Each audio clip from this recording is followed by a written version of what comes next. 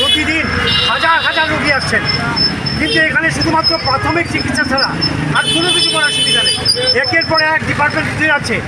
আপনারা দেখবেন ওখানে আমরা লিখে রেখেছি সমস্ত বিভাগের ডাক্তার বা এক্সপার্টরা তারা নেই এখানে। এটার পেছনে অন্য রকমের চক্রান্ত আছে। প্রতিবার ইলেকশনের সময় আমরা এটা জানতে পারি আধুনিকীকরণ হবে হবে হবে, ওই ইলেকশন টু ইলেকশন মাঝখানে কোনো কাজ হয় না। তার ফলে যে অবস্থা তার থেকে কিন্তু খারাপ হচ্ছে। একজন মাত্র ছিলেন সবেজন নীলমণি রেডিওলজিস্ট, সেই রেডিওলজিস্টের বিদায় নিয়েছেন, স্বাভাবিকভাবে নিয়েছেন। ওনার বয়স যথেষ্ট বয়স, অনেক সার্ভিস দিয়েছেন তিনি, কিন্তু সরকারের জানা সত্ত্বেও এই কাজগুলো করা হচ্ছে না। গতকালকেই আমরা দেখলাম যে 70,000 শিক্ষক আগামীতে যেদিন বিদায় নেবেন তার পরের দিনই শিক্ষককে নিযুক্ত করা হবে।